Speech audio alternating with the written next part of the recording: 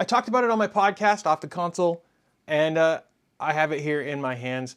This is the Anbernic RG Vita, and this is an interesting device. I'll give it interesting. I like this device for a number of reasons. I also find it puzzling in a lot of ways. So let's go over the specs real quick. For hardware, we have the Unisoc T618 CPU. It has 3 gigabytes of RAM. It has 64 gigabytes of internal storage. You can expand it with micro SD. I've got a 1 terabyte micro SD card in here. It has a 5.46 inch display, 720p IPS panel. The RG Vita is an ARM-based handheld from Anbernic. It's another in a long line of ARM handhelds from the company, and many of which we've reviewed on the Bryant review. With 3 gigabytes of RAM and 64 gigabytes of storage, this non-pro model leaves something to be desired. It leaves a lot of performance on the table. Now, Anbernic is said to be working on a pro model, and their exact specifications are not particularly nailed down at this point, at least not as far as I can tell. But yeah, we'll talk more about that in a minute. So let's talk about form factor. The RG Vita is very clearly modeled after Sony's PlayStation Vita handheld, even taking its name, right? And it feels decently similar in the hands. Along the top of the device, we have the power button, the volume rocker, the Android home button, and a power indicator LED, and of course a USB-C port. This port is rated for charging and data, but it does not do any display out. Along the bottom of the device, we have an analog headphone jack, a micro SD card slot, and both left and right speakers. Finally, on the back of the device, there are 2 modest indents for grips, just like you would find on the original Vita. But the rear is a little bit more interesting because of what it lacks. There is no rear touchpad on this device, like its namesake. We'll get to that in a minute, though. Coming back around to the front of the device, we come to the screen. And look, I love the glass face of this device. It feels premium, though it is hard to not notice that it's a fingerprint magnet, as you've definitely seen in this video footage. And given Android's proclivity for touch interfaces, regular cleaning of the screen is an absolute must, at least for me. So keep your microfiber cloth handy here.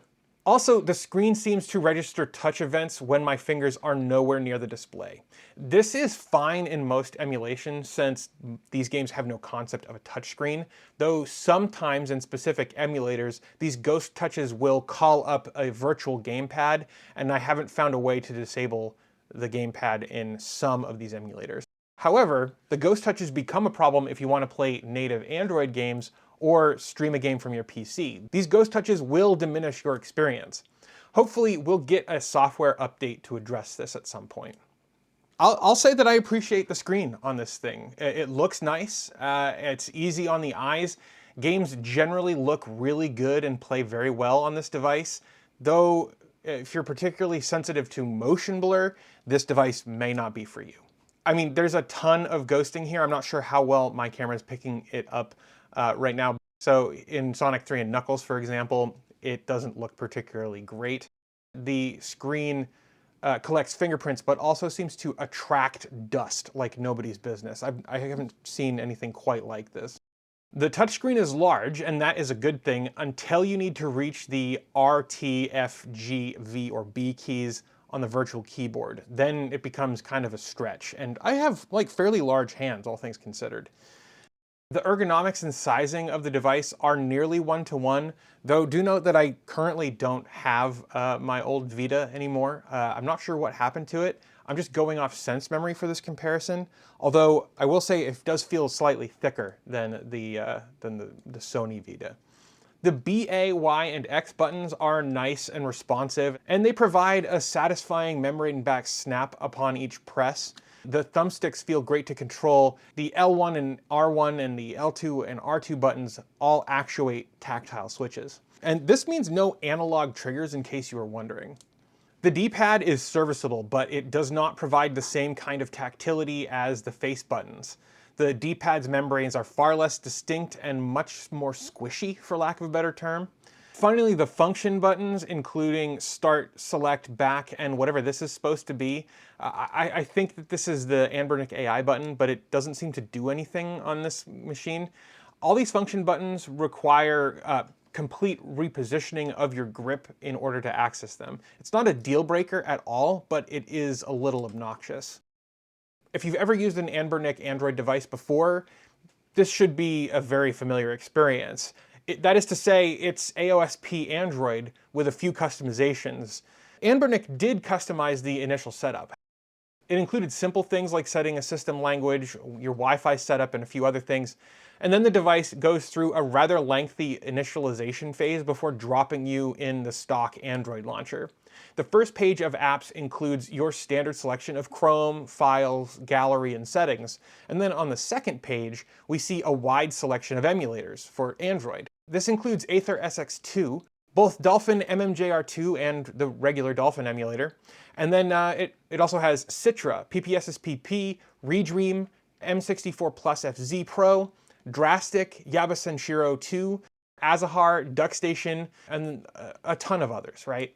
The pre-installed emulators seem to be all configured for the controls of this device, which is a nice and welcome touch. And it also includes Moonshine pre-installed so that you can stream games from your PC to this device. But the software is really where this thing starts to fall on its face. The RG Vita, compared to something like the recent RG 477V, is surprisingly anemic. Of course, it won't break a sweat when it comes to NES games, SNES titles, Virtual Boy, the Genesis works great here. PSX games are an absolute breeze. I've also played a bunch of GBA titles here. Similarly, the N64 was entirely without issue. Even something as heavy as God of War for the PSP, it all worked great. But paradoxically, games for the PlayStation Vita, this device's namesake, are almost entirely out of reach here. I personally have not been able to get any of the games in my Vita collection to actually run on this device. That's not entirely the RG Vita's fault, mind you. After all, Vita emulation with Vita 3K is still in its early adolescence, let's say. And I've seen a bunch of discourse about this online, people saying, what's the point of this thing if it can't play Vita games? But I don't find that much of a surprise. This device is literally just copying the aesthetics and the hand feel of the Vita. It's not trying to be replacement hardware. And the most compelling reason for that, I think, is the fact that it's lacking the rear trackpad found on Sony's second-gen handheld. To me, that makes it abundantly clear that Anbernic was targeting the hardware aesthetics and not to create a feature-complete Vita emulation machine. The problem is, heavy emulation lifts such as the PlayStation 2 felt just outside of this device's grasp, while the GameCube and Wii are entirely out of the question. You're not going to be playing later consoles than that. Our PCS3 is out of the question here. While the RG Vita is beyond capable for the entry-level retro scene, when it comes to newer and heavier emulation, this device is a rare miss from Anbernic. If you love the ergonomics of the PlayStation Vita and you're looking for an Android-powered or potentially a Linux-powered handheld in that Sony familiar form factor, and given you're primarily interested in titles roughly in the PSP era and earlier, the RG Vita is going to be for you. If you're looking for more modern fare like PS2 and GameCube or later, perhaps wait for the RG Vita Pro model to drop. That's going to do it for this video. Thank you so much to Anbernic for sending me this to review. Thank you to everyone here watching this show. If you enjoy content like this, you can head over to the Bryant Review, where I'm dropping content like this on a daily basis. In fact, this video was originally an article over on the Bryant Review. If you want to get a sneak peek of what I'm working on, things that I'm interested in, if you want to join my book club, where we're going to be reading The Legends of Localization, which is the story of how Earthbound was localized for the West. We're going to be reading this book over on the review. And I'd love to organize like a monthly community chat about the books that we're reading in the club. So if you're interested in that, you can head over to the Bryant Review for those. With that said, thank you so much for watching. I hope you all have a great day, and I'll see you guys in the next one.